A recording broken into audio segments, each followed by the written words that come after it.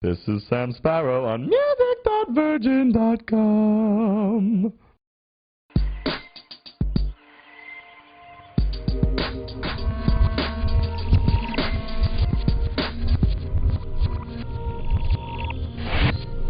Helping couples copulate on both sides of the Atlantic with the release of his self-titled debut album, Black and Gold, Sam Sparro is here tonight at Shepherd's Bush Empire, and we had the chance to catch up with him. This is music.virgin.com. My name is Eleanor Conway, and I present to you Sam Sparro.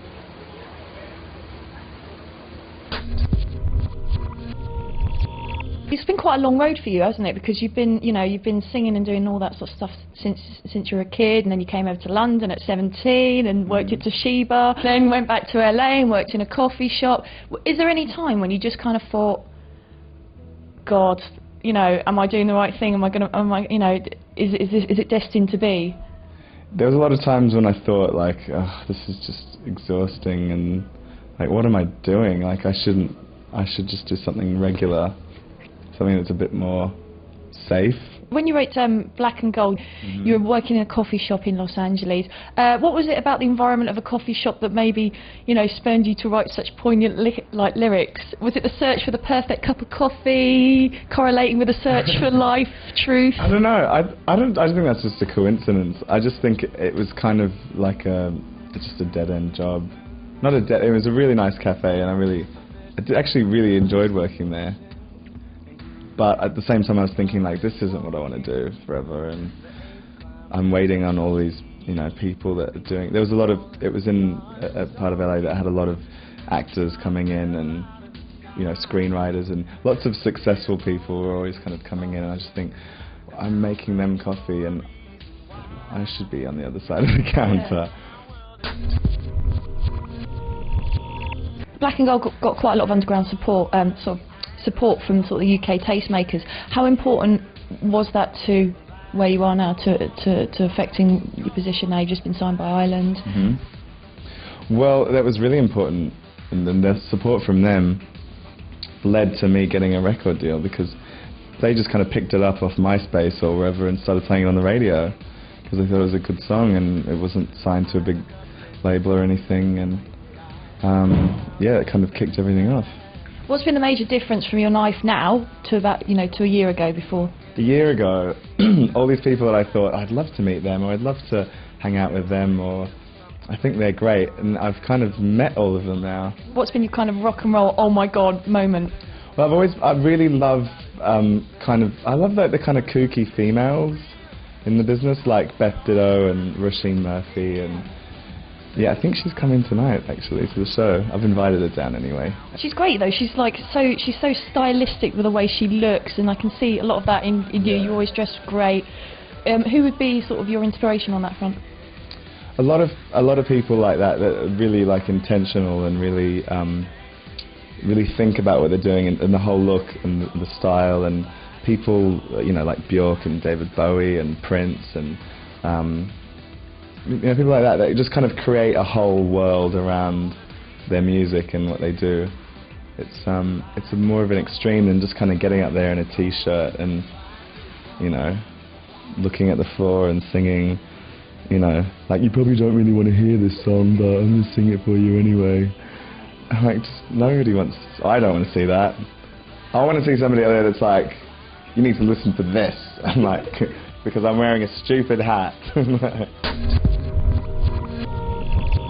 A lot of the songs in the album, they make religious references in the lyrics, which is understandable. You grew up around the gospel environment. If God was a DJ, what would be his fail-safe dance floor filler? Praise Him by Fatboy Slim.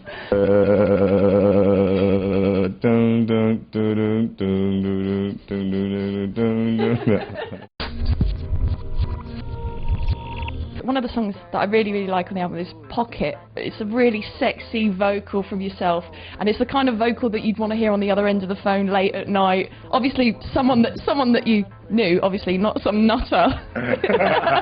Who is this? What are you doing? Fancy some brekkie. So keep your friends close and your enemies in your pocket. But it's a direct take on sort of keeping your enemies close to you. Who or what in your life is your biggest enemy? Oh. Who's your biggest enemy? Him! I don't know. Journalism? Journalists? No. What do you hate about journalists? Well, it's just one person's opinion, isn't it? And it's always like the gospel, and it's very sensationalist a lot of the time. I think, you know, even really good newspapers and like kind of quality news sources have gone really tabloidy, and everything is like, just, I don't know. Plus, I can't tell you how many times I've been misquoted in a newspaper. It's just annoying. Every article has got the Shaka Khan quote, "Damn, that white boy can sing." Yeah. How many times are they going to use that? I don't know. Because I've just interwoven it into my one. I'm sure, you know, maybe I just need some other kind of, maybe I need like a really big scandal to like preface my name in the future, so that, you know, like George Michael for a while, it was like, toilet man George Michael will be playing at the, I don't know, crackhead Amy Winehouse, and maybe it could be something like, one-armed Sam Sparrow plays Shepherd's Bush tonight. But how did he lose his arm? I don't know. A fatal mining accident. Someone stole it. Yeah, someone stole it. A fan stole it. Sleep. And woke up and had no arm. You're watching Sam Sparrow on music.com.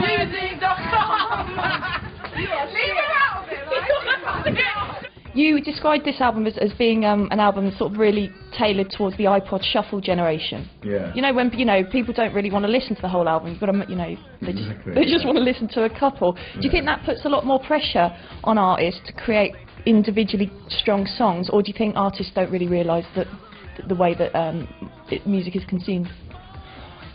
I think artists do realise the way the music is consumed. I think they're very conscious of it now, because especially, you know, if they're business minded as well, they're thinking, okay, it's all about radio these days, and so I think people are consciously trying to make little nuggets of gold for the radio. But I think there'll be like a return to the album as well, you know, where it's just a body of work that maybe doesn't have any hooks or catchy songs on it, but you put it on. Not boring.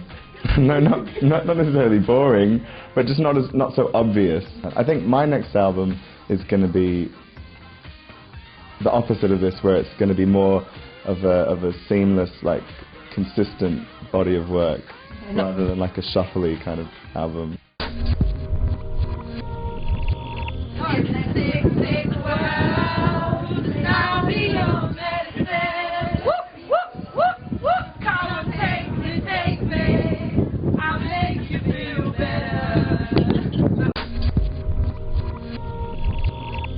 If I was compiling playlists with a few of your songs associated with moods or times of day or what I was doing, what would you suggest? Like Black and Gold, I think it's kind of a getting ready song. You know what I mean? Putting on your makeup, singing into the hairbrush. Your newest single, 20th Century Life, 21st Century Life. What do you think? What do you think that would be suitable for? The treadmill. Only because I always hear it at the gym now. The gym I go to, I'm sure they're not playing it because they think I'm in there, but it just must be on one of their playlists. And I'll be like on the treadmill, and all of a sudden it comes on, and I look around, and nobody cares. But I'm like, woo! Really? You were like, yeah. My song. God, I rock. Yeah. Awesome. You've got us at the end of the show. Favourite track is Cling Wrap, we know the words, don't you worry about it. Can you sing it for us? Come on. What's your name, sweetheart? Eleanor. My name's Oliver. Oliver and Eleanor, do you know what? We'd make a beautiful couple. Simon, if you're listening. Got enough room that you can fill a truck up.